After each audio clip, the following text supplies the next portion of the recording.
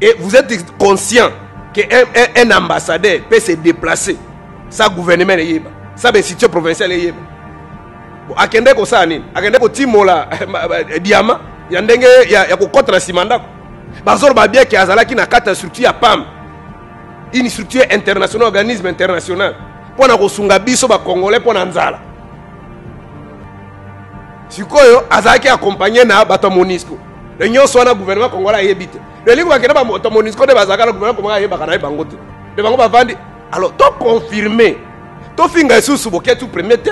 To finga ngwanda te. To finga mbongo de to finga kiete. To finga mate fayulu te. To confirmer que mboka na biso ezali sous occupation. Que y a une grande partie ya mboka na biso to contrôle kango te. To zala d'accord. Bien, Bandeko Balandi, mbote mingi pa wapi bozwami parce que émission ya peuple oyo bozo sepelanango à travers le monde de ces bandits. À la présentation, le fils de l'archibishop Coutinho Fernando, Billy Kapessa, le fils de l'homme qui a crié un jour tout haut que nous devons, nous, le peuple congolais, sauver cette nation qui est la République démocratique du Congo. Ndenge boyebi émission ezalaka mingi, émission et actualité politique à travers la République démocratique du Congo. Et puis les loto yeli sous yango moni to changer idéologie to zongeli drapeau en mboka parce que à l'est ça ne va pas. Yango to yele lo liboso etandoke na bino na ba invité oyo to mesana koyambela bino toloba Congo to solola Congo parce que ceux qui to sololi Congo te Rwandais, Tanzanien, Ougandais, Américain akoya ko solola biso li solo ya Congo te. To kobeta li solo na kati émission alelo likambo ezoleka na hôpital général à Mamayemo entre le gouverneur de la ville Jantiningo Bilambaka et le ministre de la santé Eteni Longondo. Tokolo bango na kati émission lelo parce que baimboka ba bengi biso balobi des syndicalistes bazali kuna na kati hôpital général, donc des groupes moko ya ba syndicalistes bazali pour ministre de la santé, moko ba syndicalistes bazali pour gouverneur à ville ba kondongwa na kutna l'hôpital général ya Mamayemo. Toko beta li solo na kati émission oyo likambo ya kufa tope liwa ya ambassadeur ya Italie na mabele ya Congo. Ambassadeur italien a kufi na est ya mboka na biso na chauffeur na ye congolais na garde corps na ye italien tomoni mokonzi mboka Antoine Félix Tshilombo Tshisekedi kokende kopesa soutien na mwasi pe na bana ya ambassadeur italien Luca Atanasio. Toko beta pe li solo ya consultation oyo mwana mboka Sama Lokonde premier ministre abandi ayambaki mwana mboka Jean-Pierre Bemba na bande kwa AFDC ali alobi critères ezali obele probité morale na bande konyo surtout ba ko travailler na gouvernement Union Sacrée pour la Nation parce que a ko travailler obele na 44 ministres. Toyambi mwana mboka Serge Taboukou analyste politique, toyambi Dr John moko ba yimboka ya cash lelo na Union Sacrée neto ko beta lisolo a Congo. Bandeko ba bengi biso à travers Kikwit.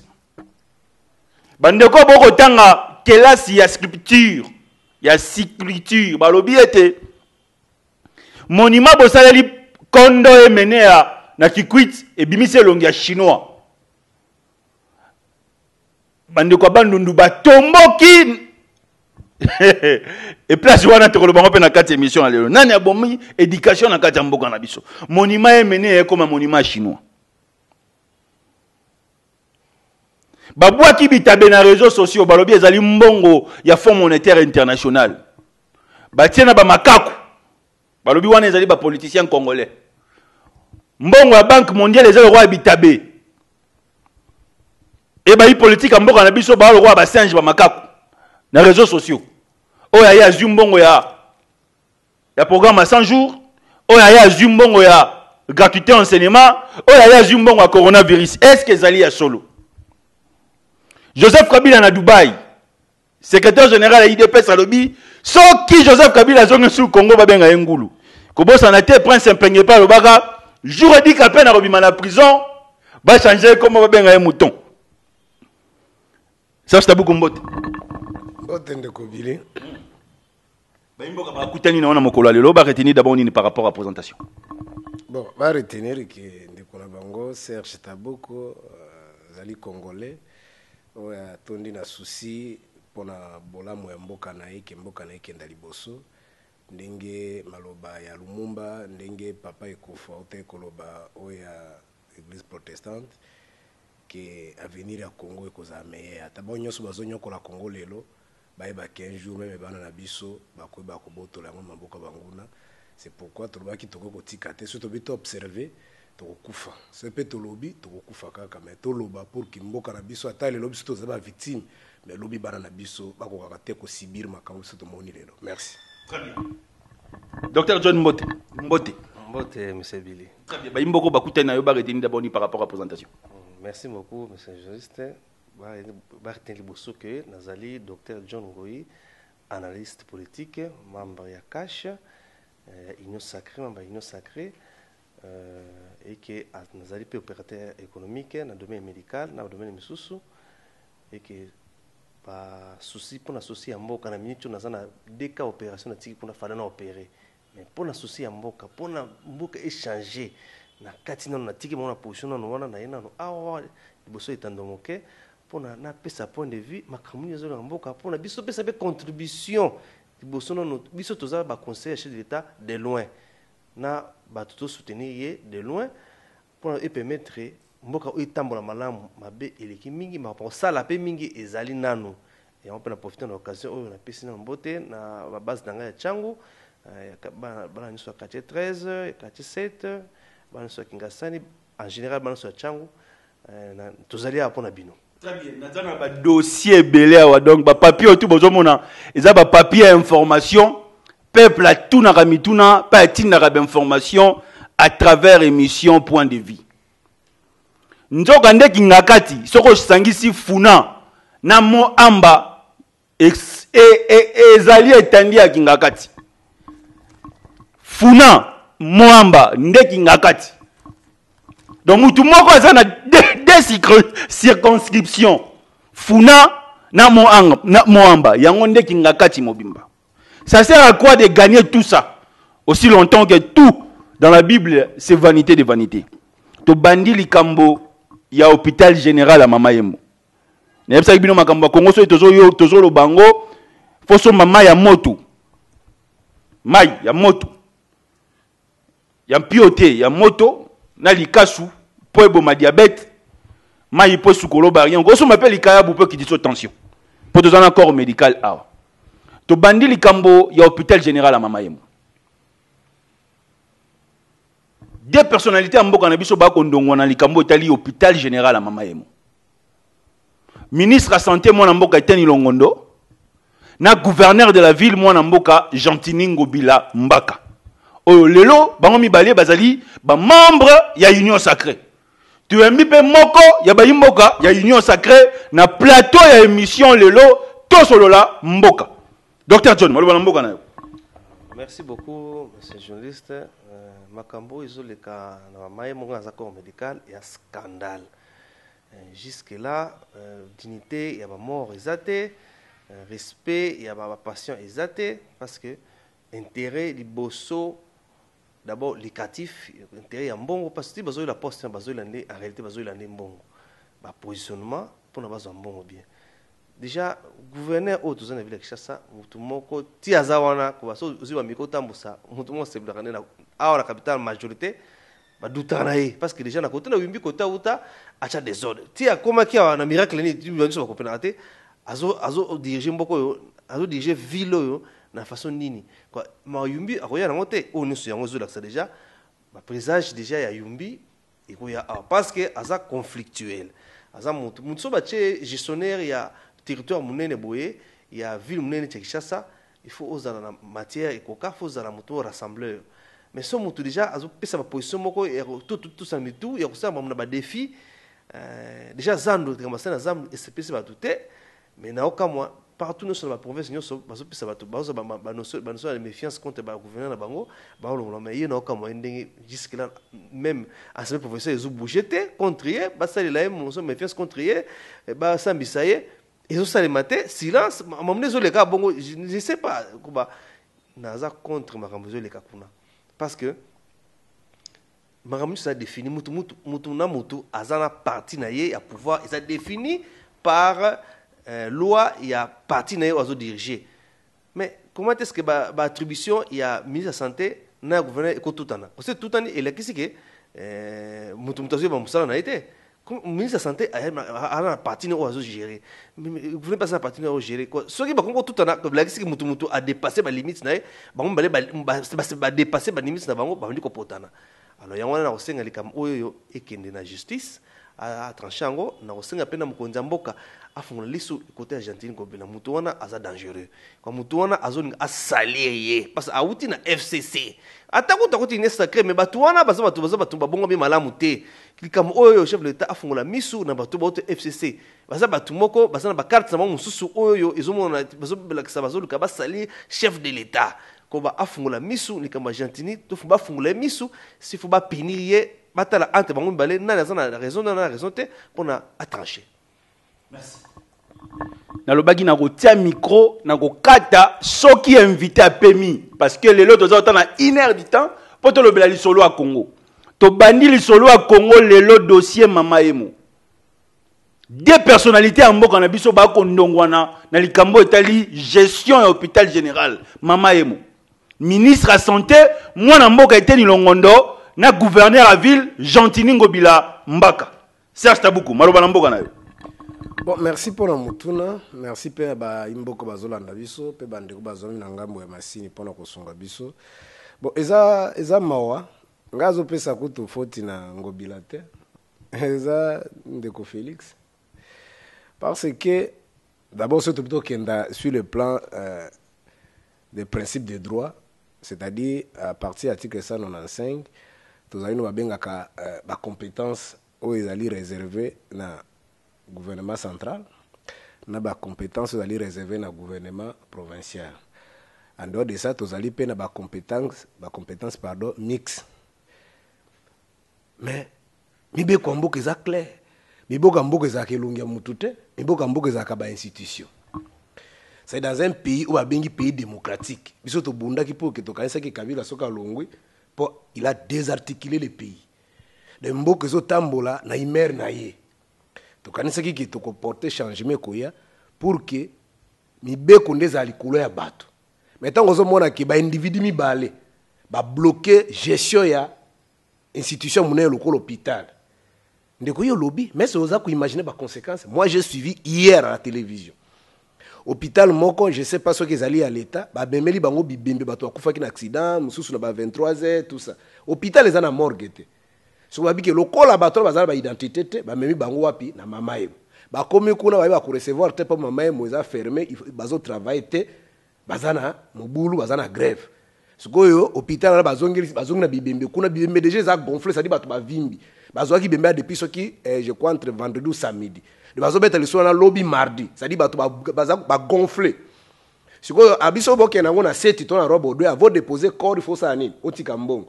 Siko comme la bango passe soki bakaya bongo ke na ngoko déposer corps wana, il faut bino bozo engagement na hôpital wana pa ba chino bozo engagement ti na enterrement bato wana. Lokola pe hôpital les ana ngona mbongo te, de bibembe les ko gonfler wana. Ba tuni na la police abi bango ba la moite, ba ke pa beaucoup mais beaucoup ça na okena bango. De nyonso na cause ya Ngobila na eteni longo. De deux individus bakoki ko sacrifier ba vie ba milliers de gens. Poni ba hôpital public. Tango babi mama emo wana eza privé te eza public. Mo public alingi ba ke ezali ko swalisa bato nyonso na ba déminer. C'est moto na makoki te ko kende péter na biloko ezali privé. Lokolo basali na ba premier wana, to na ba cinquantaine, bako ya na hôpital à l'état. Tamusu mbongo ko ya sima. Sikoyo tango bendividu mibale en violation ba texte na landi kuto ba député a dit to vandi sabango chiribo ken ce que babo est taliban est vraiment dans un pays normal makamabo koza et loko ezali wana ezali groupe ya bato bazo wela gâteau na bango de to tcheli bana biso ça veut dire makambo to boyaki na sera kabila silité il faut qu'il y ait pas un changement de ndenge ezali wana biso to kotika te soki to kokufa ezali likamba ezande likambo ya kwanga ezande likambo ko ka sate bazana loko bazo wela wana te ça dit gâteau eza mukie bato kolia baze belé mon cher bo picle kaka bo bimate moninga be ko na bete article na lobaki bien te lobaki nde boy mais ba conseil d'état ba institution ali ko régler makambo na ezali mais on regrette pourquoi na indexer ndeko Félix parce que lokola ngobila kotina ena union sacrée mweba ningise lisusu exact oso comprendre le problème ezali parce que soki ezaki kaka makambo etali institution bakotinda na ba institution ali légal d'abord gouverner soki ezaka lokwa par exemple battribution gouvernement central ekosimba ngo na ndenge ni soki réellement ndenge de côté na lobiki ezali pona hôpital on a général ezali provincial te c'est le ten ezali na compétence moko général ça dit ministre national ya santé nde motali ko gérer yango ngobila okoma na kuna ndenge ni siko soko moni ngobila zo koma soki ezali en violation ya mibeko ni n'est censé ignorer la loi et ni mutu moko aza de dossier à loi de ligolobake du fait aussi au côté on a union sacrée donc comme il centre comme intouchable comme intouchable on se comprend ndongo mona ataki mbuta ndado sa biso makambo kabila ebiki ata asali mabe yene mutu akalmaka bande kuranga bayaka bayanzi ba majorité bato bazaya bandundu bazao do ata mobulo linge bima bo azane kaka. Docteur John,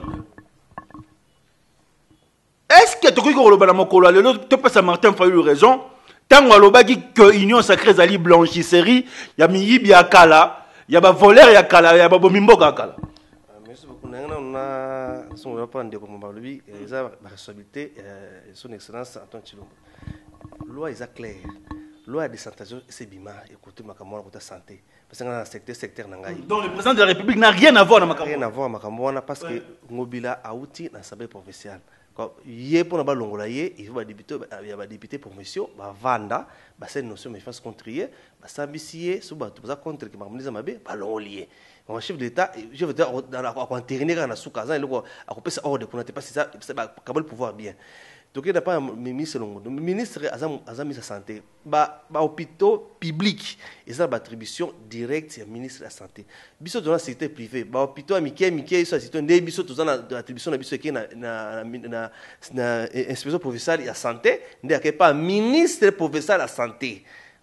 Alors, attends que nous soyons gouverneur personnel comme on a n'habitude de nous place on a quoi il y a zamutumo azamutu ya défi ne auta yumbi kaza mutumo asana kamla ki yanke yo nazo ipsa chef de l'état au moins déjà que non au moins déjà batu déjà bazo pesa tendance pas na ye parce que mikolo komika ya ngwana batu la muka soko ba la muka boye et komika chef de l'état bazo ba salir ye yo chef de l'état afungola miso batu oyo FCC bazo kota ino sacré baza na biti kaka moko ba na ba poto bango batsa bilamba ya pembe na yo basa ba nyuso depuis ne bande ba biki yoza nzoto pembe oza bilamba ya pembe ndenga na za boye batu oza na tachite mais bazo luka ba taché yo tala likambo auto sali kama ya zanduka sikona ne silité sans likambo ko so ko tuna préalable moko sali ko asali zando na défi aba yesu ko tuna mama ibo kaba place stratégique OK et ko toucher mitema bato ba se révolter ye kota zo simba pe a chaka défi na ye nazo senga mkonzi mboko afungola misu likambo ya ngobila bazwango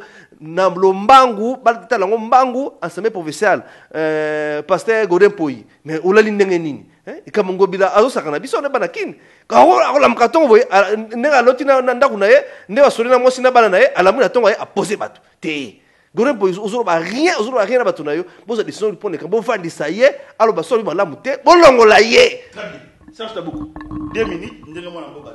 Est-ce que vous avez répliqué à le président de la République n'a rien à voir dans le Cameroun. Je suis à Maman entre ce qui se passe aujourd'hui, entre Teni Longo, le ministre de la Santé, le gouverneur à Ville-Gentini Ngobi. Malheureusement, il y a lobby Makamonga na lobby. Moi ici, je n'ai pas dit que Ndeko Félix est à Longolaye. On a lobby Makamboana. Même si tu as écouté une hypothèse, Olanda quitté, ceux qui n'habitent Ndeko Nabi Azalakia. Olanda quitté Ndeko Kabila Sispandaka ba Indien Équateur. Olanda qui Chadari combien d'ensemble provincial où il y a Kanga même Yaba Congo à Denema ko Taba Longo. Ça dit ceux qui coûtent des autres des alliés ministres intérieurs ko sursoir. Donc ça c'est d'abord moi je suis même pas arrivé à ce stade là. Ngana za na stade oyo il y a des ordres où les alliés y a attribution na kati ya ba institution.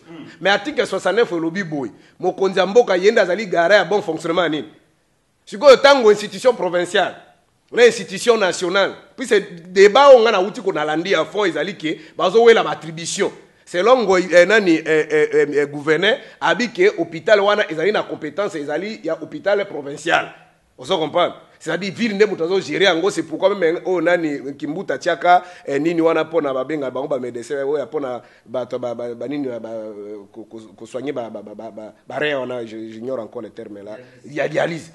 Donc idée bango bazana ngo yango na bike même na série yango Kimbuta des aki gérer toujours à niveau ya province. Bon. Na landi soupe bato ya Etienne Longo habité. Et ils ont une attribution au gouvernement central. Hôpital d'abord zo benga hôpital général. C'est-à-dire c'est le bango général les a ya Congo. Donc il y a des mutana compétence à osani. Il y a kotiaba. Et ça les problèmes il y a des institutions. Mais il y a des institutions habilitées à quoi même cour constitutionnel même conseil d'état mais institutions aller là pour na quoi ça ni.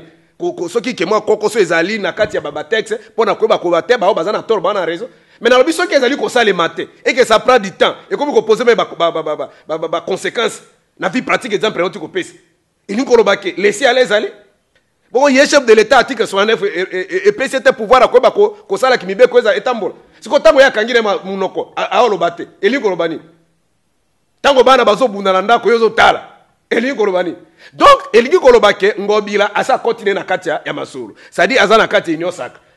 Problème ezali awa, problème ya gato eza muke kwanga gato eza muke bato baleke beli. Bazo bumuna ye bazo tala na ekaka. Bon, ce qui est mutu na ngai. Ngobila pe koto mutu na ngai. Bon, ba potana ka tie sika bakosani.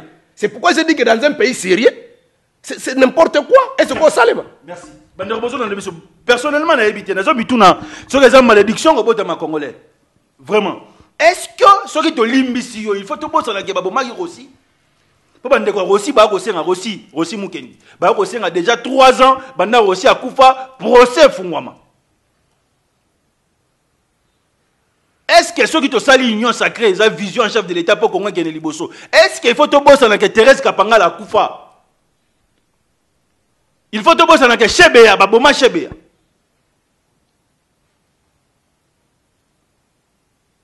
« 089 00 60 149.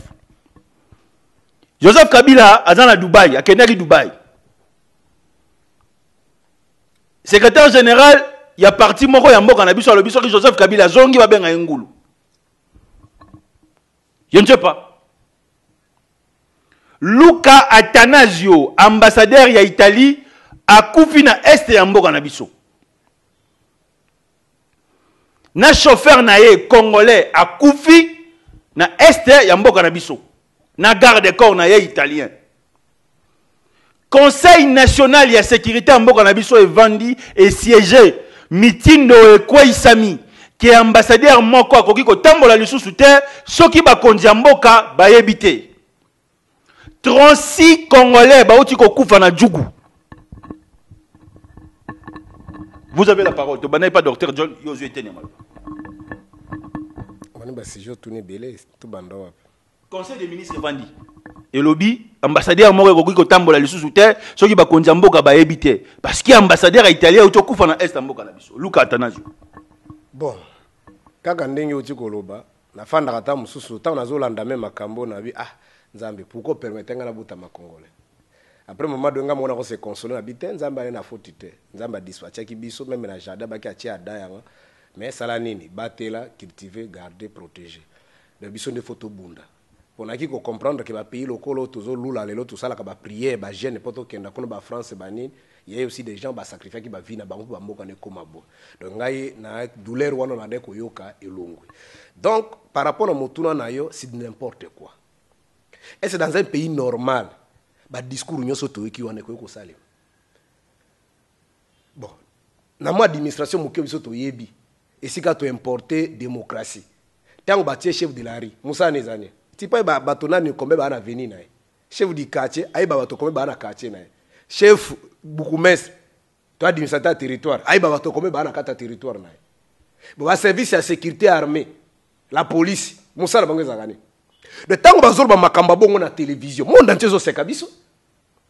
Ndeko Bili na ba Congolais bazolanda biso. Oza si yo keka na aéroport njile awo. Au matin avion, ça va yeba yo, ça va identifier. To tiki na ambassadeur yo Congolais kaka.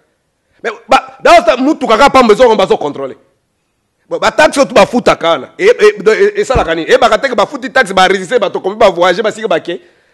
Et vous êtes conscient que un ambassadeur peut se déplacer. Ça gouvernement yeba. Ça institution provinciale yeba. Bon akende ko ça nini? Akende ko timola diamant ya ndenge ya ko contre na simandako. Bazor ba bien ki azalaki na kata structure ya PAM. Une structure internationale, organisme international. pona kosunga biso ba congolais pona nzala sikoyo azaki accompagner na bato Monisco de nyonso wana gouvernement congolais ayebite de lingo bakena ba bato Monisco de bazaka na gouvernement congolais ayebaka na bango te de bango bavandi alors to confirmer to finga isusu boketu premier te to finga ngwanda te to finga mbongo nde to finga kiete to finga matin fayulu te to confirmer que mboka na biso ezali sous occupation que y a une grande partie ya mboka na biso to contrôler kango te to zala d'accord moko ka bande konango bazali yo na pouvoir Congo mobimba tozo gérer yango mais comment moto lokwa ndo zala lo papa ata ba peka ka Afrique ata Brazza pamba yo kota ka na Brazzaville ono kota soki ba okanga te mais comment moto za mundela azo tambola o azano na peau blanche azali na peau eza différent na majorité bato bazali wana abaye bate azala ki wana et plus grave encore yoka communiquer à liboso bato bazali chargé na sécurité akende kuna sa ebisa biso oui mais deuxième réaction groupe rebelle nani FDL tuti rwandais tuti congolais te po bango ba ela biso ba tuti congolais ba tuti rwandais tuti rwandais nde bato baseni papa bato tu bakufa ka mikolo so kaka attendez c'est celle la justice pour justice de motala ka ko établir enquête non est limité bino boye ba kiteke ya ke kuna mais ndeni bino boye bi ke ba out ba rebelle tuti rwandais de bato babumi kozomona ke me bato basali criminologie nga kuna ezala nga criminologue te ba discours kaka boy on vous voit ridicule bazomona biso que vraiment c'est n'importe quoi ça dit discours on a ça quoi discours la même mende sala comment ba bumi bato Monisco oya nini ya nini ya Nations Unies o bakenda kuna na kamona safu abi bato akamona safu ya komi kuna te kaka na ba ki akufi ai bataka mona safu on se comprend donc pendant kolobake ezali pas si peu mawa ça dit on n'a pas le contrôle de notre pays donc nazo senga na ndeko Félix Tshisekedi to bundi ya ide rosi de millions de Congolais sont morts basango ba pasuli bango bilamba bato ba masser ba violer bango toi qui n'a besoin que Kabila soit keto soit changement mais apparemment c'est la continuité de les Congolais sont en train de mourir chaque jour mais là comme on a koloba si tout pour la bande ko nanga IDPS boy ba keloko ba sali wana ba simbi sinde Félix touche très bien docteur basimbi se touche pour nini parce que du fait bino bango benga oni de pesi diplomatie les gens que vous nous avez montré hier que ce sont des agresseurs bato bazo bomamboka vous avez pris l'engagement ya ko négocier no lobima kama ya nani ya sécurité ya mboka François Béa nous sommes obligés ko négocier bazo négocier na Kagame ba pare. Donc, pour défier le monde, nous devons collaborer. Si nous devons négocier, nous devons défier le monde. Le monde est défier. À l'Afrique, écoute, au pays, nous devons défier. Pour défier la communauté internationale, nous devons collaborer avec l'Afrique. À Centrafrique, nous devons défier le pays, le monde. Arménie, c'est-à-dire quoi? Kagame est en train de respirer depuis 96-97 dans le Congo. Ndeko Félix Ayebi. Congolais bayebi, ils sont en train de nous tuer. Très bien, docteur John. Merci beaucoup. Je laisse pour la parole. Makambo, ils ont le cas. Makambo n'a toujours awa. Félix Antoine Tshilombo, son excellence, Azali Maboko Pembe. Mais Bazoluka, Basali. Basali, président de la République. Bazoluka, parce que jusque-là, nous avons quitté. Bazo Meka. Il a comme chargé net Kabila génocidaire Kabila chrétien abomi il y a droit de l'homme parce que yongo ce dossier na ya Kabila c'est beba parce que yongo ce bazo linga sikoyo ba baby sa sikoyo fichier na ye dossier ya son excellence mais to landi ba propos mon mboka François Béa oyo mon mboka Jean-Marc Kabunda telemeli alobi makambo ya lobi ezali na vision en chef de l'état. Bon, nous on a déjà sauté François Béa arrivé na yé moi maloba et puis ça m'a qui pour na yé et zaki moi makamo za mutu moko neti na moli passer peu controversé maloba zoloba na moni kabunga za batozana kati idéologie ayebi afin na la population ayebi logique ningi zaleli mais François Béa mutu to yebi to moni ka lobby awa to moni jaki ba maloba na devant télévision ils l'accent ni pe azali alors yao maloba mutu l'accent mutu ni azali parce que façon ndenge mazoloba na niveau azanango ezuko kanate alors yango na lobi mboka oyoyo esa mboka touti na difficulté touti na libulu parce que touti na dictature bana Mobutu et Mouzé paye abakisu dictature Kabila ye amega bon sama démocratie mais na dictature kaka sikoyo tu instaurer démocratie sikoyo bozo tcha ba pilier nango mais baso linga ba saboter yango parce que alternance salami pesami na mutema na muté quoi le président sortant azaki na ba calcul belé quoi a préparer kamunene na est wana à partir ya ba lina ya kala ba Rwanda parce que ba ibindenge ba dossier na bango banda kuna bana butune bakotaki basana ba accord ya lemera wana ya ce qui se passe aujourd'hui na est mboka na biso zali préparation bandeko bazali na pouvoir lobby.